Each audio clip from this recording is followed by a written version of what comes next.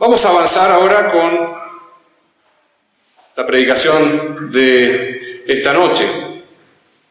Estamos estudiando el libro de Mateo, capítulo por capítulo. Como hemos visto, el libro de Mateo tiene secciones claramente delimitadas, está muy bien estructurado. Mateo fue muy organizado en la forma en que escribió y presenta su material, y va exponiendo sus propósitos, explicando sus propósitos.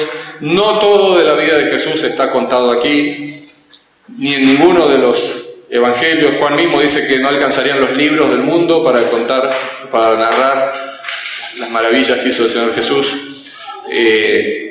Pero Mateo tiene un propósito, y entre eso incluye entonces, para llevarlo a cabo, para dejarlo claro, incluye secciones que han ido cubriendo el libro.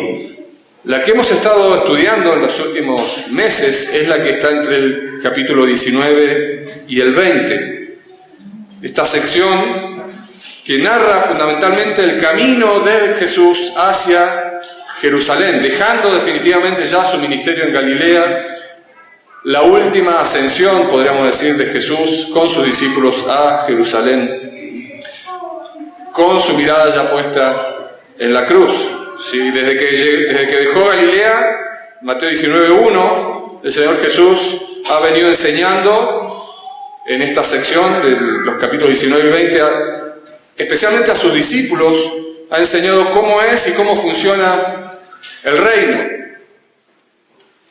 Y como vimos la semana pasada, unos versículos atrás del pasaje que corresponde hoy, vemos a Jesús por tercera vez ya en el libro de Mateo presentar con todo detalle qué es lo que va a pasar: que en Jerusalén va a ser entregado a los principales sacerdotes, que va a ser condenado a muerte, que va a ser escarnecido, azotado, crucificado, y que al tercer día resucitará.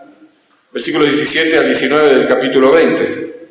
Y así vemos entonces en estos versículos, ¿sí?, como el rey, el Mesías prometido, quien ha sido ya reconocido por Pedro, ¿sí?, en nombre de los discípulos, en el capítulo 16, marcha hacia Jerusalén, pero marcha sabiendo lo que le espera, marcha sabiendo que va a enfrentar su propia muerte. Y lo notable del pasaje de hoy es que aún con pleno conocimiento de lo que va a enfrentar en los próximos días, el Señor tiene tiempo y tiene el corazón para detenerse y para tratar con dos mendigos que están a la orilla del camino. Toda esta sección, ¿sí?, capítulo 19 y 20, de alguna manera se estructura alrededor de una frase que se repite en los versículos 30 del capítulo 19 y 16 del capítulo 20, y que luego, ya al final del capítulo 20, también el Señor Jesús vuelve a hacer alusión a ella, que es que muchos primeros serán postreros y postreros primeros. Y esto es lo que ya hemos denominado la lógica invertida del reino. Sí, la hemos visto ilustrada aquí en estos capítulos una y otra vez en este camino hacia Jerusalén. ¿Recuerdan los fariseos que, llenos de un orgullo religioso, vienen a tentar al Señor Jesús y se van confrontados por el Señor Jesús, fuertemente confrontados, y se van notablemente con las manos vacías? Luego vemos los niños que, por ser pequeños, no son capaces siquiera de acercarse por sus propios medios al Señor Jesús, son traídos por adultos, y en lugar de ser rechazados como los discípulos sugieren, el Señor Jesús los pone como ejemplo de los que entran al reino, de aquellos de quienes es el reino, en los versículos 13 al 15 del capítulo. Luego el joven rico, ¿se acuerdan? Que decíamos es el mejor candidato de todos. O sea, para lo que era la opinión del momento, los criterios del momento de quién podía ser un buen candidato para entrar al reino de los cielos, es este joven, sin duda. Bueno, este muchacho, vemos al final de la sección, ahí que está el 16 y el 22 del capítulo 19, que se va triste. Y se va triste, dice, porque tenía muchas posesiones, un corazón dividido, no tiene todavía la convicción que necesita para acercarse al Señor Jesús. Y además de eso, como vimos en su momento, tiene un sesgo y una inclinación a apoyarse en su propia justicia, más que en la justicia que el Señor Jesús eventualmente va a proveer para los escogidos. Vimos también los obreros de la viña, ¿recuerdan? La parábola del Señor Jesús, ya comenzando el capítulo 20. Todos reciben el mismo denario, dejándonos claro que la entrada en el reino no es por el que se esfuerza más, no es por el que trabaja más, no es por el que tiene las mejores intenciones, es la gracia que el dueño de la viña decide otorgar a todos a los que llaman a trabajar con él. Y vimos en la sección anterior a Jacobo y a Juan, los hijos de Zebedeo, como son mencionados aquí, 2 de los discípulos, 2 de los 12, que pedían los primeros lugares, lo hacen a través de su madre, que es mencionada aquí, la esposa o la madre de los hijos de Zebedeo. Y vemos ahí también una confrontación fuerte del Señor Jesús. El Señor les enseña que los que están pensando en subir van a tener que bajar, ¿sí?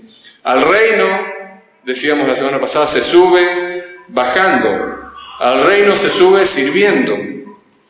Y hoy Mateo cierra esta sección con un último ejemplo. Y es muy interesante y resulta, a la luz de todo este contexto, que no es casual, evidentemente, a quien elige Mateo como ejemplo final para cerrar este capítulo 20. Si no elige un maestro de la ley, no elige a un hombre rico, no elige a uno de los discípulos, elige a 2 ciegos que están sentados al borde del camino. Los pasajes paralelos, los evangelios paralelos nos dicen que estaban mendigando. Y aquí vale la pena entender el contexto. Al rey, al Mesías, le quedan pocos días de vida. Él está yendo camino a la cruz, como decíamos. ¿Por qué es que se detiene por 2 pordioseros que evidentemente las multitudes quieren y prefieren ignorar? Bueno, justo antes, como vimos la semana pasada, en el versículo 28 del capítulo 20, el Señor Jesús había enseñado que el Hijo del Hombre no vino para servir, sino no vino para ser servido, sino para servir y para dar su vida en rescate de muchos, o por muchos. Bueno, este encuentro con los 2 ciegos del camino es una demostración clara, evidente de esa palabra. La respuesta de este pasaje que nos podemos llevar hoy, sin duda, es, bueno, el rey que ve la cruz, que el rey que entiende que vino a servir se detiene por los que no tienen nada, así como se detuvo también por los que tenían mucho. Pero la respuesta especial, la respuesta compasiva, la respuesta misericordiosa está para los que se acercan sin nada en las manos, con un corazón completamente rendido y dependiente de la misericordia del Señor. Él les da vista y Él mismo les va a hacer sus seguidores. Vamos a leer Mateo 20, versículos 29 al 34. Mateo 20, 29 al 34. Al salir ellos de Jericó, les seguía una gran multitud. Y 2 ciegos que estaban sentados junto al camino, cuando oyeron que Jesús pasaba, clamaron diciendo: Señor, Hijo de David, ten misericordia de nosotros. Y la gente les reprendió para que callasen. Pero ellos clamaban más, diciendo: Señor, Hijo de David, ten misericordia de nosotros. Y deteniéndose Jesús, los llamó y les dijo: ¿qué queréis que os haga? Ellos le dijeron: Señor, que sean abiertos nuestros ojos. Entonces Jesús, compadecido, les tocó los ojos, y enseguida recibieron la vista y le siguieron. Bendito Padre Celestial, gracias por tu palabra, gracias por permitirnos hoy detenernos en este pasaje tan lindo, tan conocido, tan simple al mismo tiempo. Y Señor, venimos con la confianza de que tu palabra es viva, poderosa y eficaz, y pedimos que seas tú entonces enseñándonos, hablándonos, obrando en nuestras vidas, en nuestros corazones, a través de ella. Señor, usa tu palabra mediante el poder del Espíritu Santo Señor, para guiarnos a la verdad, para que seamos examinados nosotros mismos, para poder responder de la forma en que estás esperando que respondamos. A ti, Señor, sea la gloria en el nombre de Jesús. Amén. Bueno, un pasaje muy conocido, simple, breve, podemos así estructurarlo en 3 puntos. En primer lugar, un clamor, ¿sí?, de los que son últimos, en realidad son de los últimos, y son de los últimos literalmente en el sentido de que están últimos en esta lista de personajes que se cruzan con el Señor Jesús cuando Él va camino a Jerusalén, pero también son de los últimos en términos de lo que la expectativa del mundo tendría para con quienes serían buenos candidatos al reino. El Señor, en segundo lugar, tiene una pregunta para ellos. Se detiene, los llama, les pregunta, y ellos hacen un pedido que claramente nace de su fe y de su convicción respecto de quién es el Señor y de su poder. Y finalmente vemos, en tercer lugar, la respuesta compasiva del Señor Jesús, la respuesta compasiva del Rey. Si así entonces el relato, si vamos al versículo 29, comienza, ¿sí?, otra vez ubicándonos en el camino. Es interesante y eso deja claro que estamos hablando de una sección compacta, ¿sí?, desde el principio del capítulo 19 hasta el final del 20. Dice, al salir ellos de Jericó, le seguía una gran multitud. Jesús venía desde Galilea, había ministrado al otro lado del Jordán, y aquí uno tiene que recordar un poquito el libro de Josué o el Éxodo mismo, ¿sí? ¿Se acuerdan que cuando el pueblo de Israel avanza por el lado este del Jordán y luego cruzan y la conquista verdaderamente de Canaán comienza en Jericó? Es decir, esto ya estamos de este lado, del lado oeste del Jordán, ya encaminándonos hacia Jerusalén, a unos 27 kilómetros aproximadamente de Jerusalén. Es decir, ya estamos cerca del destino final. Jesús, aquí, es probable, Mateo no lo dice y lo presenta todo compacto en dos capítulos, pero es probable que ha pasado semanas, quizás meses, en este peregrinaje hacia Jerusalén, y no ha sido un peregrinaje lineal, según la reconstrucción que se puede hacer en los pasajes paralelos, los evangelios paralelos. Vemos que de repente Jesús se acerca a alguna fiesta, vuelve a salir de Jerusalén, pero va con los discípulos, a veces de forma rápida, expedita, y se retira, se detiene en algunas ciudades o en algunos lugares, luego avanza. Mateo lo presenta en forma aparentemente lineal desde la salida de Galilea hacia Jerusalén, pero sabemos que es parte también del estilo de Mateo, que presenta todo en forma resumida, en forma expedita en términos de palabras, con una economía notable y muy enfocado en su punto. Sí, aquí una de las cosas que sí Mateo nos deja ver es que había una multitud que lo viene siguiendo desde que él sale de Galilea, y probablemente el tamaño de esa multitud va creciendo con el pasar de los días y de las semanas y a medida que él se acerca a Jerusalén. Y esas son las multitudes que son mencionadas aquí. ¿Hacia dónde van? Bueno, van a Jerusalén y ya estamos cerca de la Pascua. La fiesta de la Pascua era una que convocaba grandes multitudes, cientos de miles, algunos dicen millones de personas en Jerusalén. Judíos que venían desde los últimos lugares de la tierra, de los que estaban en la diáspora, venían para la Pascua, a celebrar la Pascua en Jerusalén. Y Jesús está yendo a Jerusalén también con ese propósito, la que va a ser la última, ¿sí?, verdadera Pascua. Y muchas personas se unen, algunos simplemente porque quizás están acompañando el camino hacia la Pascua, pero otros también porque están siguiendo verdaderamente a Jesús. Entonces, aquí se detiene y nos hace poner el foco desde la multitud no definida en 2 personas concretas. Dice, 2 ciegos que estaban sentados junto al camino. Versículo 30.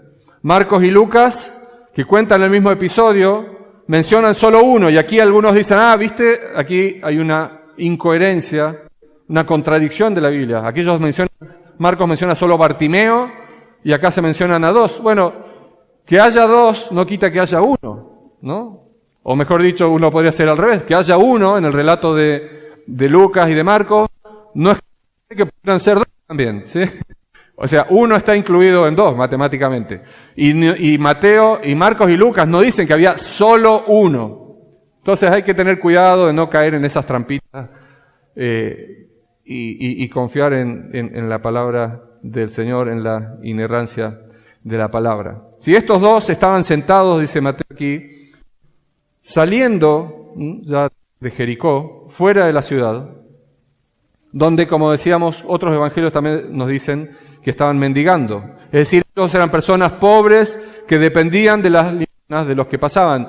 Y aquí es importante entender el contexto, hermanos. Estamos acostumbrados hoy a un contexto y lo llamamos inclusivo, o se le llama muchas veces inclusivo, y con eso se hace alusión a ciertos privilegios que se otorgan a personas con capacidades diferentes.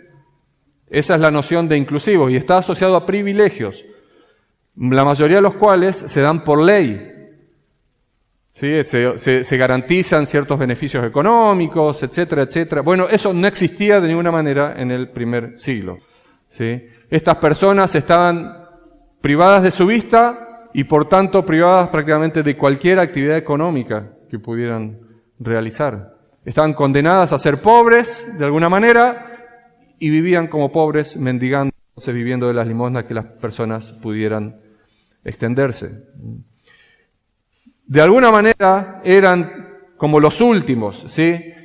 Eran personas despreciadas y eso lo vemos también en la actitud que se menciona después de la multitud, ¿no? Que los reprende y los reprenden duramente, como diciendo no molesten al maestro o no nos molesten a nosotros, ¿sí? Es decir, se nota que ellos están dentro de la escala, vamos a decir, social y de la apreciación social, están entre los últimos claramente, ¿sí? No son de los favoritos. La ceguera no los hacía impuros, como quizás sí, recuerdan el caso en Mateo 8 que vimos de un leproso que es sanado, uno de los primeros milagros en personas concretas que es narrada en Mateo. La lepra, según veíamos en la ley, era una enfermedad que hacía impura ceremonialmente a la persona que la padecía. Bueno, la ceguera no era así, pero sin duda era algo que tenía un estigma teológico y religioso. Juan 9, que leímos la semana pasada en nuestra lectura devocional, ¿se acuerdan la historia del ciego que recibe la vista? Y que es narrada en Juan con lujo de detalles. Antes del milagro le preguntan los discípulos, dice, Rabí, a Jesús le preguntan, ¿quién pecó, este o sus padres para que haya nacido ciego? Es decir, la ceguera, con todo lo que eso implicaba y también con la pobreza asociada y demás, era un sinónimo de pecado o eventualmente de maldición por parte de Dios. Algo habrás hecho estar como estás. Ese era un poquito el razonamiento. Así como era el inverso al del joven rico, ¿se acuerdan cuando estudiamos en Mateo 19? La persona que era exitosa económicamente se asociaba a una bendición. Debería ser justa esta persona. Por algo le va bien. Entonces era una especie de salvación por obras, por méritos, que se juzgaba a partir de los resultados visibles. En ese sentido, estos dos eran los últimos. Estaban realmente al final de la fila. Ahora, lo interesante es que, aunque ellos no pueden ver a Jesús, ellos no saben, no tienen mucha capacidad de desplazarse, no hay transporte público en ese tiempo, no hay nada, ¿sí?, de ese tipo de cosas, de repente oyen que Jesús está pasando cerca de ellos y claman, y claman. Y el verbo que usa Mateo aquí para el clamor es el que representa un grito fuerte, no es un pedido nomás que levantan la mano, es algo que se hace escuchar, que se hace notar, es un grito desesperado, la expresión de alguien que ya no tiene nada que perder, que sabe que esta puede ser su única y última oportunidad en la vida. Jesús está pasando y ellos no saben los detalles probablemente de qué es lo que va a pasar con Jesús, pero no saben si va a pasar de vuelta. No saben si va a pasar de vuelta. Y de hecho sabemos por la historia que Jesús no volvió a pasar por ahí. Y lo que gritan es una tremenda confesión. Ellos no están gritando así como desesperados, en forma sin sentido, hacen una confesión realmente notable desde el punto de vista teológico. Ellos, estos dos que son de los últimos, son unos mendigos que están ahí al costado del camino, comienzan a gritar y a clamar: Señor, Hijo de David, ten misericordia de nosotros. Hijo de David es un título claramente mesiánico, haciendo referencia al rey prometido, a la casa de David. Y Mateo viene usando esa expresión desde el primer versículo del Evangelio. Mateo 1:1 ya habla, ¿sí?, del Evangelio de Jesucristo, el Hijo de David. Mateo 9:27, Mateo 12:23, algunos lugares donde se usa esa expresión. Mateo es uno de los que más usa esa expresión, Hijo de David, Hijo de David, es decir, de otras personas para referirse al Señor Jesús. Así como Jesús, en Mateo lo veíamos la semana pasada, usa la expresión Hijo del Hombre para referirse a sí mismo. También una expresión mesiánica tomada de Daniel en ese caso. Ahora, lo notable aquí es quién hace esta confesión. No son los líderes religiosos que estaban esperando al Hijo de David para venir a reinar y a restaurar a Israel, sino que son dos mendigos ciegos. Y notable, muy notable, un punto aquí cuando estudiaba el pasaje, que la misma fórmula, la única vez que aparece exactamente la misma fórmula, especialmente del versículo 31, porque la del versículo 30 hay algunos que dicen la expresión Señor, quizás no está exactamente ahí, pero en el versículo 31 no hay duda de que esa expresión dice: Señor, Hijo de David, ten misericordia de nosotros. Eso es lo que dicen los ciegos. Bueno, la misma expresión la usa otra persona despreciada y conocida del libro de Mateo, que es la mujer cananea, ¿sí?, esta mujer gentil de Mateo 15:22. Igual, Señor, Hijo de David, ten misericordia. De alguna manera Mateo se las ingenia para hacernos ver que son los últimos los que reconocen al rey. Aún más uno podría ver por el contexto que estos mendigos que están a las afueras y sin ver físicamente disciernen mejor que los que están aún en Jerusalén, que son parte de la élite religiosa, o de los que están caminando con Jesús mismo y lo están viendo con sus propios ojos. Disciernen mejor los mendigos respecto de quién es verdaderamente el Jesús. Este Jesús, este verdadero Hijo de David, que muy pocos días después va a ser rechazado. Y Juan, no Mateo acá, pero Juan ya lo viene diciendo desde el comienzo mismo de su Evangelio, Juan 1:11, a los suyos vino y los suyos no le recibieron, no le reconocieron.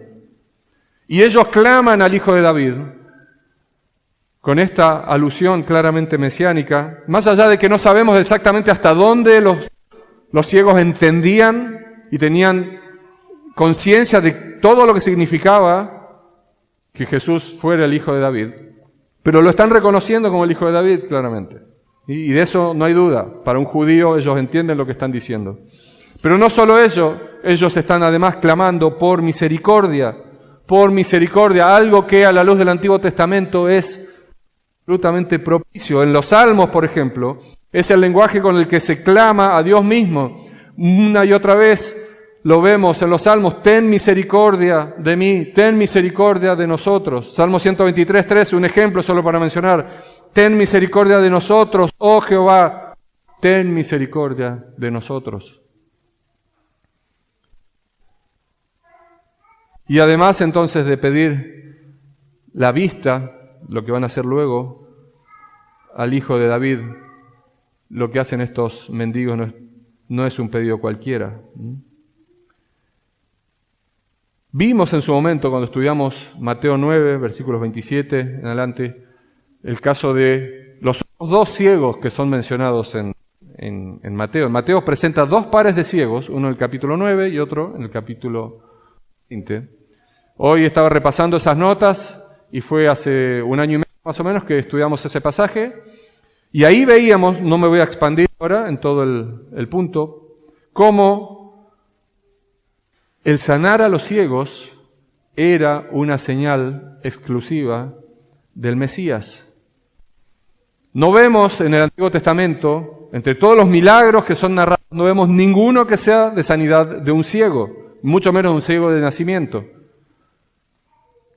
Pero hay alusiones a sanidades de ciegos, sanidades que van a ser realizadas por el siervo sufriente de Isaías, por el Mesías prometido. Así, por ejemplo, uno de los pasajes, Isaías 35:5, hablando del Mesías, está diciendo: entonces los ojos de los ciegos serán abiertos y los oídos de los sordos se abrirán. Y en su momento, cuando estudiamos el capítulo 9, el caso de los otros dos ciegos, lo mencionamos, porque ellos también usan esta misma expresión. No dicen Señor, pero sí dicen Hijo de David. Muy probablemente, para los ciegos, era un hecho claro y contundente, el que quien tendría poder para sanar su dolencia era el Mesías. No es casualidad que los dos pares de ciegos se refieren al Señor Jesús con el mismo tipo de clamor. Hijo de David, una expresión claramente mesiánica.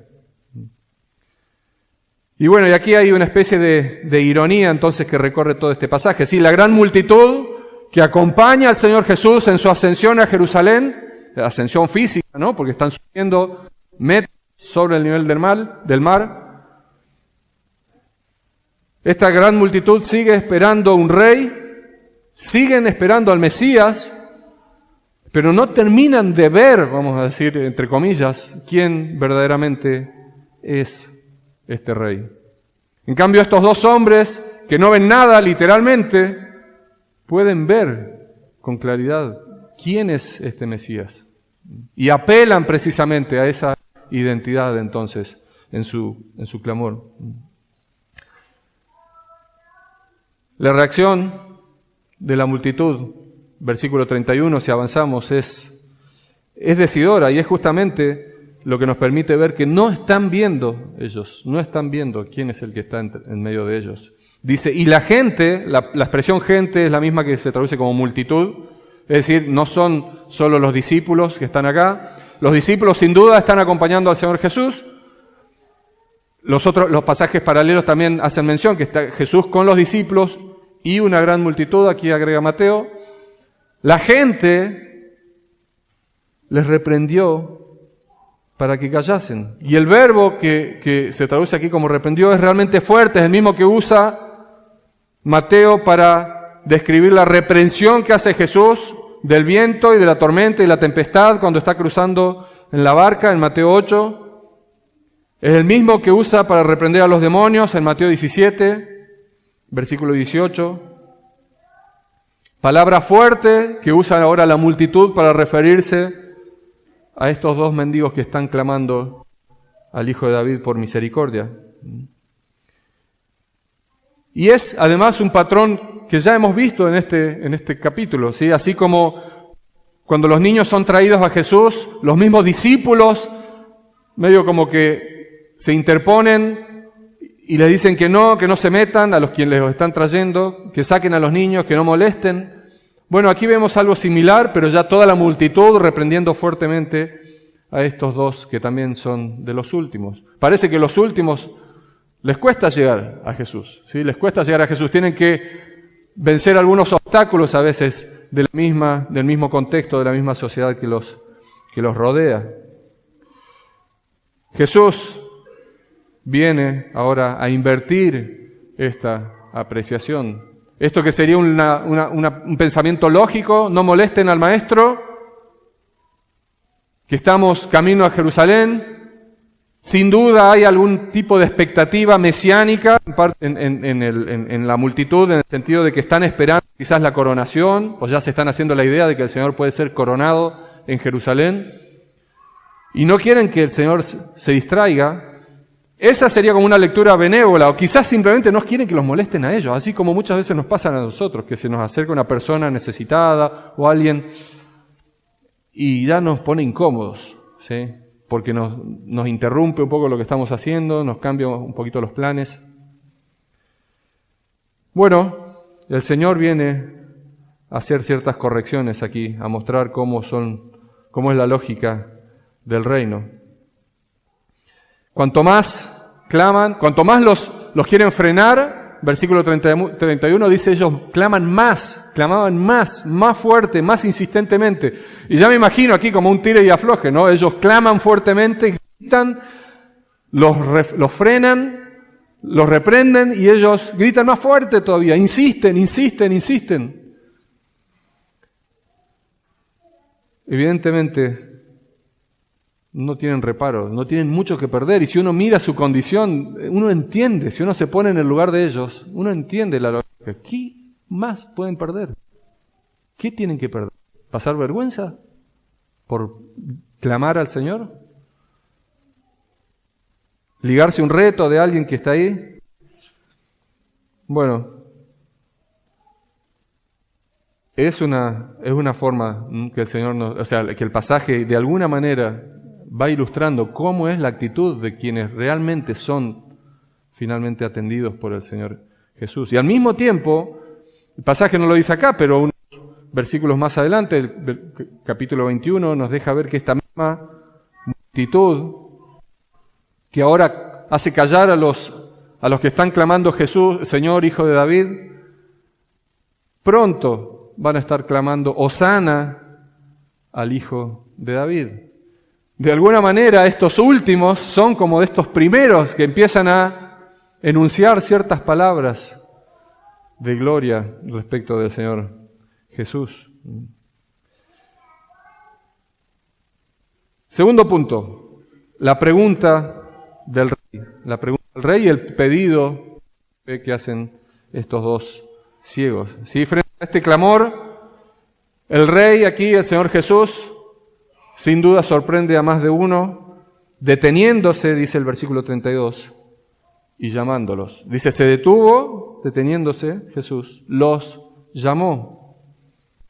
Y aquí uno, de vuelta, vale la pena detenerse y pensar, yo soy insistente en estas cosas, pero estos detalles están no por casualidad. Este es el Hijo del Hombre, al que Daniel alude, a quien se le ha dado total dominio sobre los cielos y sobre la tierra, a quien toda nación se va a rendir. Este es el Rey del universo, este es el Creador de los cielos y la tierra, por cuya mano, por cuyo poder se sustenta el universo, dice la palabra. Este Rey es el que está yendo a cumplir la misión de su vida. Y aún así, se detiene en medio de la gran multitud y atención a estos dos mendigos. Es notable el contraste, lo que ninguno en la multitud quiere hacer. El Rey de Reyes se detiene y les llama. No es solo asombroso que el Señor se detenga y que se haga tiempo para atender a algunas personas, sino a quién, ¿no? Esto que ya lo estamos mencionando, estas personas que son verdaderamente los últimos. Y aquí el Señor se dirige directamente a ellos. ¿Qué queréis que os haga? ¿Qué queréis que os haga? Literalmente, ¿qué quieren que les haga a ustedes? Es decir, no, está claro que el Señor les está preguntando por algo específico. ¿Qué quieren ustedes? ¿Qué quieren de mí ustedes? Y aquí el lector atento, quien está leyendo las palabras de Mateo, se dará cuenta que es básicamente la misma pregunta que le hicieron o que hizo Jesús a quienes unos versículos atrás se presentan también con una inquietud, ¿sí? Cuando la madre de Jacobo y de Juan, ¿sí?, se acerca a pedir por sus hijos, el Señor le dice en Mateo 20:21, ¿qué quieres?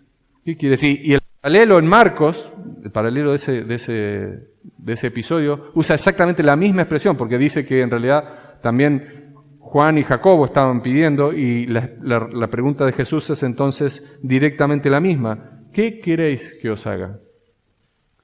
¿Qué queréis que os haga? Notable el juego, cómo Mateo va acomodando estas piezas del rompecabezas para hacernos entender el mensaje que nos quiere transmitir.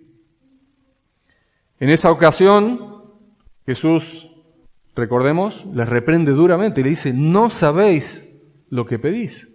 No sabéis lo que pedís. Ellos están pidiendo por lugares de gloria en el reino. En cambio aquí el contraste es deliberado. Estos dos ciegos que no tienen nada, están pidiendo solo misericordia. Solo misericordia. A aquellos, a los dos discípulos que eran de los cercanos, de los que ocupaban los primeros lugares, los lugares más cercanos entre los que acompañaban al Señor Jesús, no se les concedió lo que pedían, sí se les dio cuál debería ser la actitud correcta, ¿no? A estos se les va a conceder, en cambio, exactamente lo que están pidiendo. Notable el contraste que Mateo está haciendo.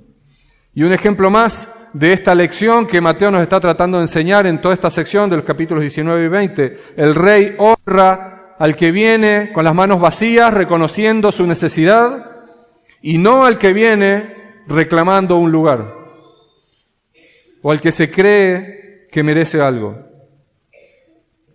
Y la pregunta que surge aquí, entonces, volviendo, siguiendo el relato de Mateo, es, ¿por qué pregunta al Señor algo que es evidente? Está claro que el Señor Jesús sabe lo que ellos necesitan y saben lo que ellos quieren en el fondo.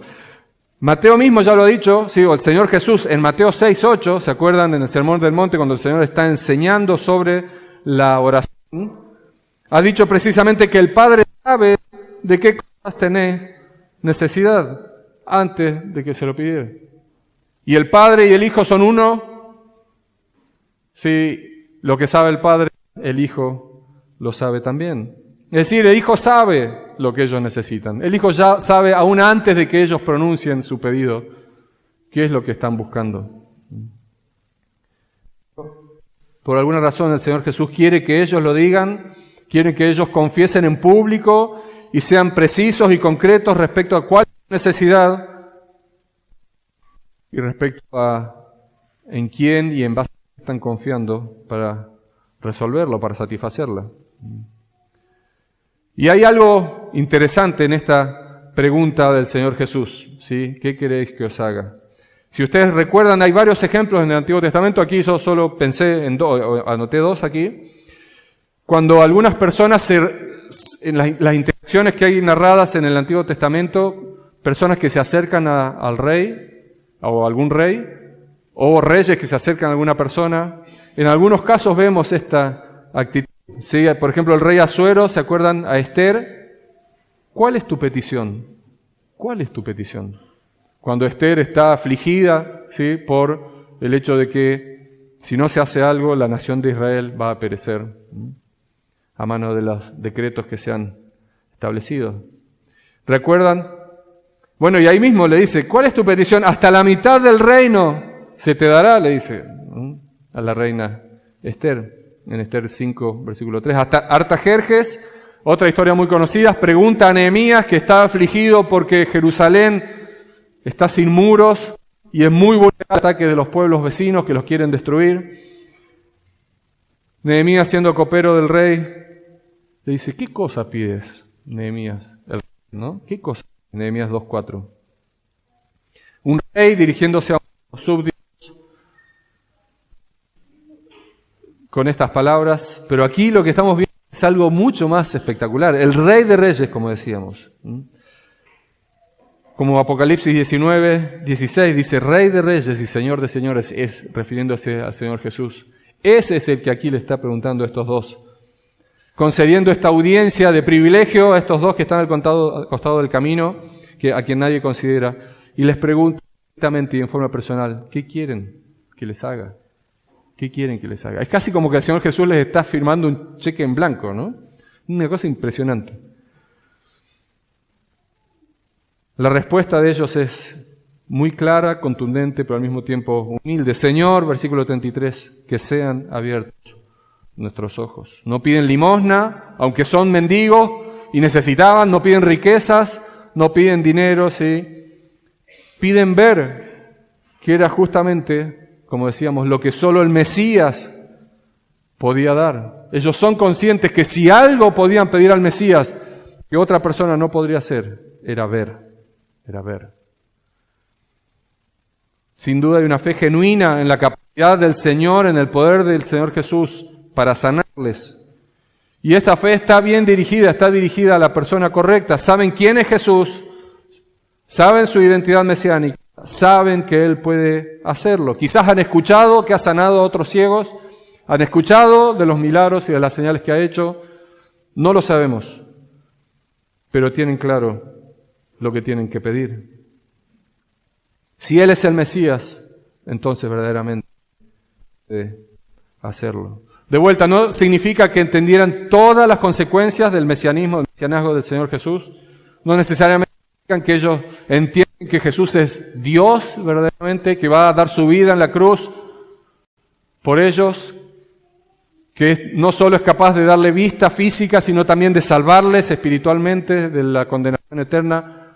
No sabemos si ellos entienden eso, pero sí entienden que este es el Mesías prometido. Y vale la pena aquí hacer una parada breve y pensar, cuando nos dirigimos al Señor Jesús, teniendo plena conciencia de quién es Él, ¿qué es lo que pedimos? ¿Qué es lo que pedimos? Es fácil y es tentador a veces acercarse a Cristo teniendo como nosotros acceso al trono de gracia, como dice Hebreos, especialmente los creyentes, ¿no? Caer un poco en lo que cayeron Jacobo y Juan, sí, que aprovechan esa cercanía del Señor al Señor buscando una posición, buscando una ventaja, buscando comodidad.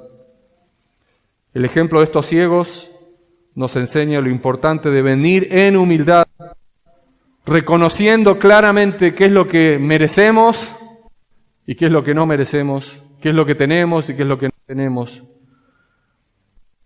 Reconociendo quién es a quien tenemos enfrente y clamando simplemente por su misericordia. Y esto nos recuerda también en Lucas 18, versículos 13 y 14, ¿se acuerdan?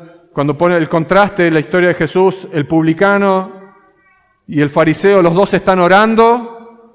Uno dice orando consigo mismo, se cree que no necesita nada de Dios, entonces ora simplemente para hacer saber a los demás lo bueno que Él es. El otro entiende que no merece nada más que la condenación quizás y le pide a Dios, Dios, sé propicio a mí, pecador. Lo interesante es que Jesús dice, este descendió justificado. Ese descendió justificado. Y llegamos así al último versículo, el 34, y vemos la compasión del rey. Del rey que se hace servidor, del rey que vino a servir y que no vino a ser servido. Y este es el núcleo del relato. Mateo nos dice, ¿por qué el rey hace lo que hace? Entonces, Jesús, compadecido, les tocó los ojos. Y la palabra que se traduce aquí como compadecido literalmente significa que se conmovió en las entrañas, sintió compasión desde lo más profundo. Y esto es interesante, porque este es un detalle que solo Mateo registra respecto de la actitud del Señor Jesús. No es una respuesta por compromiso, no es como que, bueno, ya me pusieron compromiso, le doy hago algo para, bueno, ya resolver esta situación y avanzar, algo que no le cuesta mucho. El Señor se compadece hasta lo profundo de su ser y eso motiva su acción, su respuesta, por eso le toca. Mateo lo vemos usar en varias oportunidades esta expresión, la forma en que el Señor se compadece. Y es una característica del Evangelio de Mateo. Mateo 9:36, Mateo 14:14, Mateo 15:32. Ahora, lo interesante es que en todos esos casos, el Señor se compadece de las multitudes porque andan como ovejas sin pastor, porque no entienden, porque están perdidos. Este episodio de Mateo 20:34 es la única vez en que se conmueve el Señor Jesús así por dos personas concretas, y son justamente dos mendigos desconocidos, como hemos dicho ya varias veces, los últimos en la apreciación de la sociedad y de la religión del momento. Es notable, sí, la escena. Jesús, de vuelta, volvamos a ponernos en el lugar, está en camino a Jerusalén, está mirando a la cruz, va a enfrentar su propia agonía. Cualquiera de nosotros hoy, con toda la psicología moderna, le diría: tené compasión de ti mismo, pensá en vos. Que es un poco Pedro le dice en Mateo 16, cuando el Señor Jesús declara que le es necesario ir a Jerusalén y padecer. Pero el Señor Jesús no se enfoca en su propio padecimiento, sino que tiene tiempo y tiene corazón para pensar en los demás. Él vino a servir y a servir en forma concreta a los demás. Y puede ver todavía y conmoverse con la necesidad del que se acerca a Él. Un principio claro y a la vista de todos de lo que el Señor Jesús acaba de enseñar a sus discípulos, que la verdadera grandeza en el reino, el que es verdaderamente grande, es el primero en servir. Y una demostración clara de que el Hijo del Hombre realmente no vino a servir, a ser servido, sino a servir. Ahora, ¿cómo lo sana? No es menor, agrega un detalle más. Les tocó los ojos, ese también es un detalle que Mateo solamente incorpora. Obviamente, podría haberlo sanado a la distancia, ya lo sabemos. Jesús se podría haber frenado simplemente y a la distancia lo sana con una palabra. Jesús usó sus palabras para sanar a la distancia en otras oportunidades, usó sus palabras para reprender a la tormenta, al viento, y todo le obedece. El hijo del centurión, ¿se acuerdan cuando es sanado? O el siervo del centurión, a la distancia, le dice: ni es necesario que vengas, porque una palabra de ti bastará. Bueno, Jesús podría haber hecho lo mismo, no molestarse, pero Jesús los llama, les pregunta personalmente, se conmueve hasta lo profundo y extiende su mano y les toca. Esos mismos dedos que formaron los cielos y la tierra, esos mismos dedos que formaron quizás el cuerpo de Adán, ¿sí?, del polvo, del barro, son los que hoy están dando vida de vuelta a esos ojos que no podían ver. Muy, muy notable. Y el resultado es inmediato y completo, y enseguida recibieron la vista. Mateo 20:34 agrega, enseguida, la inmediatez deja claro, y es un detalle no menor, y sin duda Mateo lo agrega para que estemos seguros de que se trata de un milagro. Esto no es un proceso de sanidad natural, no es que el Señor le puso una pomadita en los ojos, le hizo un tratamiento, le recetó algo, hizo una intervención quirúrgica. Enseguida, inmediatamente. Es decir, la expresión deja ver que no ocurre nada básicamente significativo entre el momento en que el Señor toca y la sanidad. Esa es la idea de enseguida.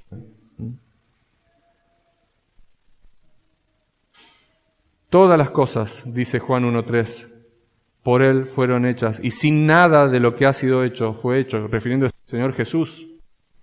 Y eso hay que pensar, este es el Señor que creó los cielos y la tierra, que tomó forma de siervo, que se hizo semejante a nosotros, como dice Filipenses capítulo 2.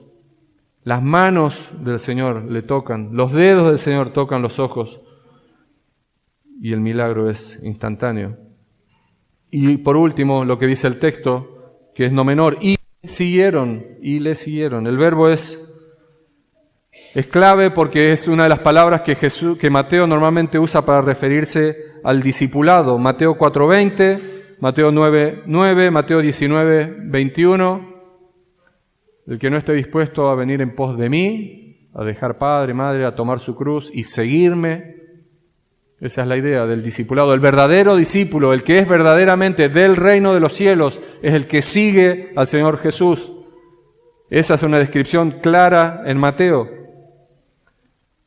Ahora, el contraste aquí es bien claro con respecto al joven rico. Si uno piensa que es el mismo joven que es mencionado unos versículos antes en esta misma sección del camino a Jerusalén. El joven rico veía perfectamente, el joven rico tenía todas las leyes para entrar en el reino de los cielos, para heredar la vida eterna, pero dice que se fue triste, se fue triste. Él vino hacia el Señor Jesús, tuvo la respuesta apropiada del Señor Jesús, la indicación apropiada, y se fue triste. Estos que estaban ciegos, estos que no tenían nada que ofrecer, ningún mérito para ser considerados en el reino, ahora verdaderamente ven a Jesús con sus ojos y le siguen. Los que estaban sentados al borde del camino se levantan y caminan tras el Rey. Empezaron a un costado, como un paria, y se suman a los que siguen al Señor Jesús en su camino a Jerusalén. Los últimos resultan ser los primeros. Los últimos resultan ser los primeros. Ahora, ¿significa le siguieron que ellos fueron salvos? Mateo no lo dice, pero como decíamos, hay un fuerte uso de la palabra en general, seguirle al Señor Jesús, especialmente cuando son personas concretas y el discipulado. Pero algunos argumentan, bueno, pero es la palabra que usa en el versículo 29 cuando dice que grandes multitudes le seguían. Sin embargo, sabemos que no todas esas multitudes eran creyentes. Bueno, Mateo no dice al final del día si ellos son verdaderamente salvos. Uno puede quizás inferir. Marcos y Lucas añaden en sus relatos paralelos que el Señor le dice: tu fe te ha salvado, al ciego Bartimeo, que probablemente es uno de los que son parte de este episodio, ¿sí? En Marcos 10:52 y Lucas 18:42. Y dice que se fueron glorificando a Dios. De vuelta, estamos incorporando información que no está en Mateo, solo para ver cómo termina la película, ¿sí? Cómo termina este episodio. Todo sugiere que estos fueron verdaderamente convertidos. Y de hecho algunos dicen que la mención de Bartimeo con nombre en Marcos y en Lucas probablemente se debe al hecho de que Bartimeo era conocido para los creyentes en el momento en que Mateo está escribiendo. Era uno quizás que formaba parte de la iglesia o había sido una persona conocida. Bueno, especulaciones, hermanos, especulaciones, pero de repente conectar un poco los textos, información que nos da la Biblia, nos puede ayudar a entender un poco mejor. Así entonces cierra Mateo esta gran sección del camino a Jerusalén y la frase entonces que hemos repetido una y otra vez en toda esta serie, muchos primeros serán los primeros, que es repetida en Mateo 19:30 y en Mateo 20:16. Queda aquí ilustrada de la forma más clara, ¿sí? El joven rico, el primero, se fue con las manos vacías. Los mendigos ciegos, los últimos, ven al Rey y reciben misericordia y le siguen. Lo mismo que los dos que estaban entre los primeros, Jacobo y Juan, que hacen ese pedido, que tienen acceso privilegiado al Señor para hacer ese pedido, son confrontados fuertemente por el Señor y no reciben en ese momento lo que están pidiendo. Ni siquiera se les promete hacia adelante, le dicen, no me es a mí. Son dos ahí y algunos dicen, aquí se presentan dos, otro par, precisamente quizás en contraposición con este otro par de discípulos que hacen la pregunta y se acercan con la motivación incorrecta. A lo largo de estos capítulos vemos como el corazón de los que se acercan al Señor Jesús es probado una y otra vez con respecto a la prueba sobre el matrimonio, a los hijos, al dinero, al poder. Esta sección termina con estos dos hombres que no tienen nada de eso y sin embargo reciben todo. Y así entonces el episodio ya nos deja a la puerta de Jerusalén, a la puerta de Jerusalén. Como decíamos recién, lo que hacen estos dos al borde del camino, clamar y aclamar al Hijo de David, lo hará en pocos días la multitud en la entrada triunfal, en el versículo 9 del capítulo 21. Hosana al Hijo de David, van a declarar. La diferencia, bueno, vamos a ver que la diferencia sigue siendo significativa, porque aún aquella multitud de alguna manera se va a quedar a mitad de camino. Va a decir, sí, este es el profeta, este es el Mesías, pero es un profeta. Versículo 11, sin llegar a ver del todo quién es verdaderamente Jesús, como sí parece ser que estos ciegos lo están haciendo. Que por fe, aún en medio de la multitud, pueden darse cuenta de quién es el que está en medio de ellos. Y hermanos, esta historia, este relato también de alguna manera ilustra, sin alegorizar, sin poner palabras donde el texto no las pone o intenciones donde el autor no las pone, pero de alguna manera es un retrato de cómo Dios nos salva. Todos por naturaleza somos como estos mendigos, lo hemos mencionado una y otra vez, espiritualmente ciegos, sin nada que ofrecer, incapaces de salvarnos a nosotros mismos. De hecho, segunda de Corintios capítulo 4, pasaje muy importante donde el apóstol Pablo hace referencia precisamente al estado espiritual de las personas y usa esta imagen. Dice en el versículo 3, si nuestro evangelio aún está encubierto, entre los que se pierden está encubierto, en los cuales el Dios de este siglo, y el Dios ahí está con minúscula, Satanás, entre los cuales el Dios de este siglo cegó el entendimiento de los incrédulos para que no les resplandezca la luz del evangelio de la gloria de Cristo, el cual es la imagen de Dios. Y luego dice en el versículo 6, porque Dios, que mandó que de las tinieblas resplandeciese la luz, es el que resplandeció en nuestros corazones para iluminación del conocimiento de la gloria de Dios en la faz de Jesucristo. Hermanos, si somos creyentes es porque el Señor ha sanado esa ceguera espiritual que nos caracterizaba desde que nacimos. Y si hoy no estás entendiendo esto, probablemente es porque todavía estás ciego espiritualmente y necesitas clamar, pero ya no por una sanidad física, sino para que el Señor te permita ver con los ojos del corazón, con los ojos espirituales. Que permita que esa luz resplandezca en nuestros corazones.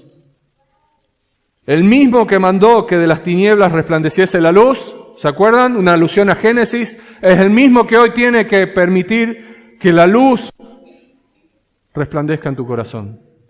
Hermanos, la salvación es del Señor, la entrada al reino es del Señor. Y la aplicación, si bien no está directamente en el pasaje, está en la Biblia claramente.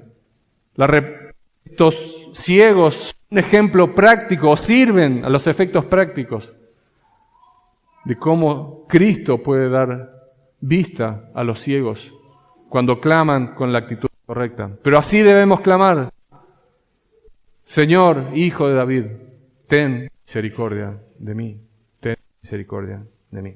Que el Señor nos bendiga. Amado Señor, muchas gracias por tu palabra, gracias Señor por enseñarnos, gracias Señor por permitirnos completar esta sesión en la cual nos has enseñado tanto, has sido tan enfático Señor a través de todos estos pasajes y especialmente en el ejemplo que vemos hoy, a nuestro Señor como siervo supremo, al que vino a dar su vida en rescate por nosotros, también nos enseñó en forma práctica cómo servir a los demás. Señor, así como has hecho en nosotros, tus hijos, ese milagro de sanidad espiritual, esa regeneración que solo tú puedes operar, ese milagro en nuestra naturaleza espiritual para traer vida donde había muerte, traer luz donde había oscuridad. Señor, pedimos que ese mismo milagro hoy lo hagas en la vida de los que no te conocen. En el nombre de Jesús te lo pedimos, Padre amado. Ten misericordia, Señor, ten misericordia de los que aún no te conocen y ayúdanos a nosotros que estamos siguiéndote, Señor, a ser fieles, a ser humildes cada día, a aprender de ti, Señor, que eres manso y humilde, a seguir tu ejemplo. En el nombre de Jesús, nuestro Señor y Salvador. Amén.